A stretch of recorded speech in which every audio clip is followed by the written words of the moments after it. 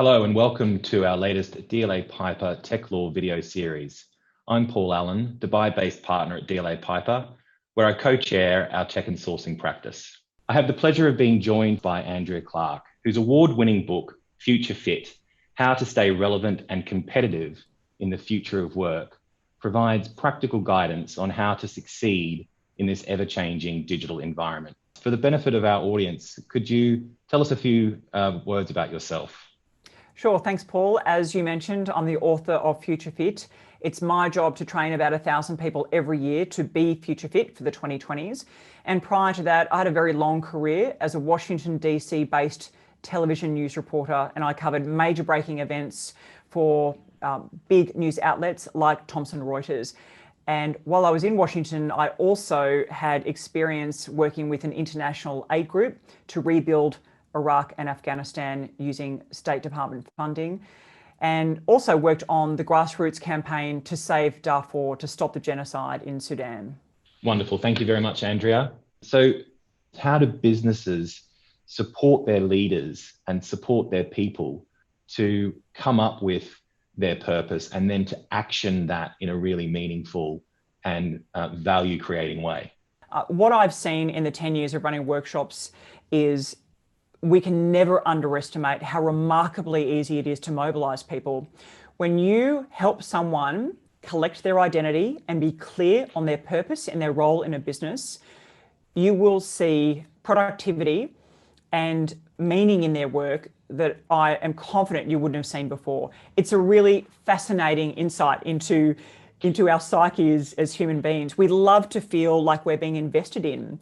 You know, I'm constantly shocked when I'm engaged by businesses and people will message me personally and say, I cannot believe I was chosen for this program. I was just about to leave the business, but now that they're investing in me, I'm prepared to stay another 5 years. So we cannot underestimate what that feels like to an employee that's feeling a bit lost, a bit unclear about their purpose, and a bit uncertain about where the business is going. It's the best money that you'll ever spend. And we all talk about the greatest cost to business is people and place. But I think that there's another much greater cost coming down the pipeline that we need to be thinking about. And that's the cost of ignoring those new values that will be driving a whole new generation of workers. Millennials will make up 50% of the workforce in the next couple of years. And they are really prioritizing a sense of belonging and really being part of the tribe.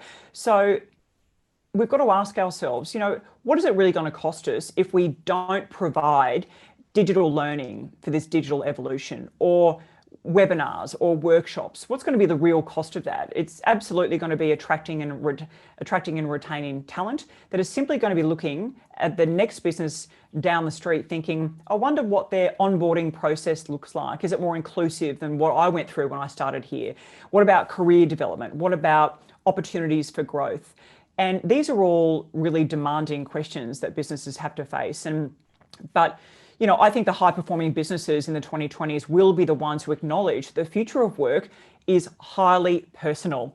I might be one of 9,000 employees, but if I'm going to contribute, I need to feel a stronger sense of purpose and identity if I'm going to give all of my time to this business. So that's a very real consideration for leaders. And like I said, it's really a simple solution. It's investing in learning and development.